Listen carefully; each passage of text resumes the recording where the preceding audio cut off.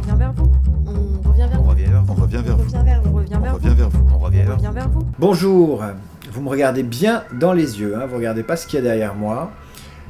Aujourd'hui, on est dans le bureau de la patronne du magazine féminin, du principal magazine féminin français. On est chez elle, on est chez elle, on est avec Valérie Toragnan. Bonjour Valérie. Bonjour.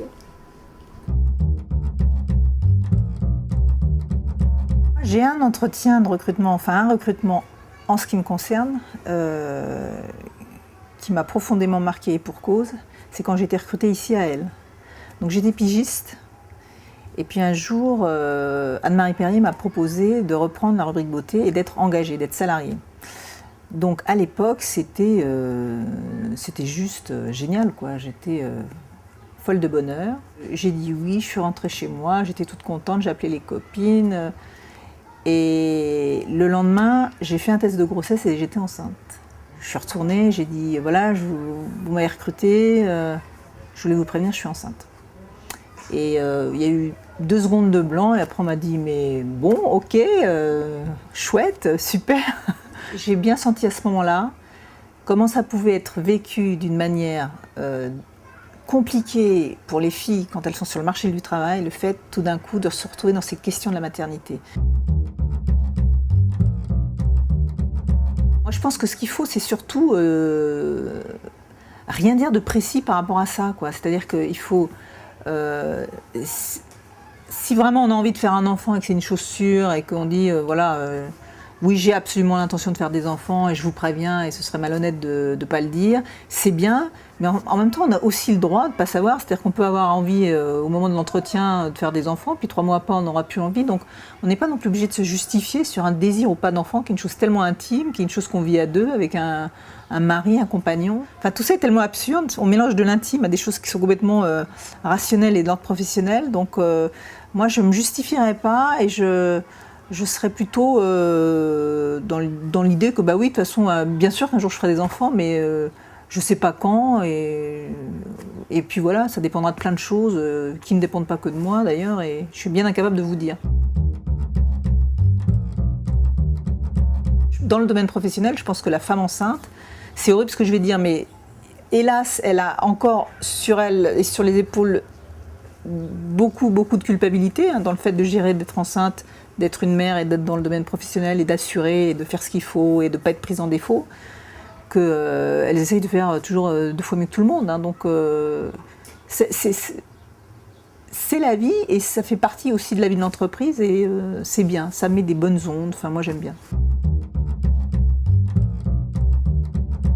Il faut qu'ils réfléchissent à ce qu'une femme enceinte, une femme qui est dans la maternité, comment psychologiquement elle gère son souci d'exigence par rapport à son boulot. C'est-à-dire que c'est une femme qui, a priori, va tout mettre en ordre dans son cerveau pour être très performante quand elle va être au travail. Si elle s'en va, d'ailleurs, très souvent, elle pense elle-même comment elles vont organiser les choses quand elles ne seront pas là, avec qui pourra prendre leur lait, comment ça pourra se passer. Là, j'ai tout arrangé comme si... Elles sont extrêmement consciencieuses. Voilà, il y a une dynamique qui est bien dans tout ça. Le fait que les femmes partent, reviennent, c'est bien. Tout d'un coup, on regarde les autres à côté, les autres collaborateurs, les autres salariés, en disant mais pourquoi elle remplacerait, pourquoi elle ne pourrait pas prendre une partie de son boulot et puis une autre, et puis tout d'un coup on fait bosser quelqu'un qu'on n'avait jamais testé sur ce domaine-là, et on se dit mais en fait elle est super, pourquoi on ne le ferait pas faire plus souvent, voilà. Donc moi je trouve que c'est toujours des dynamiques positives, on en tire toujours du positif.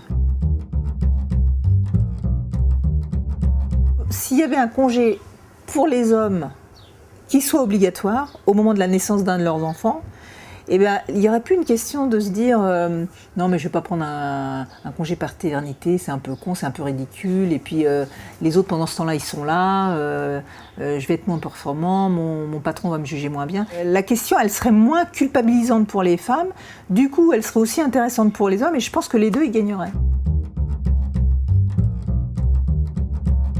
Recrutez-moi, je sais pas, aimez-moi, aimez-moi comme je suis et dans tous les domaines de la vie. La maternité, la féminité, tout ça, on conjugue, on jongle et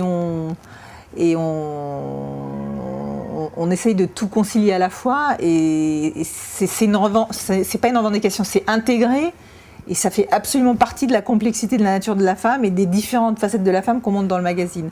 Donc ce serait peut-être moins agressif, mais dans le fond, je comprends ce que ça veut dire cette couverture et pourquoi pas on pourrait la faire. La qualité que j'aimerais avoir des fois, c'est un peu plus... Ce serait bien que je sois un peu plus légère, un peu plus je m'en foutiste.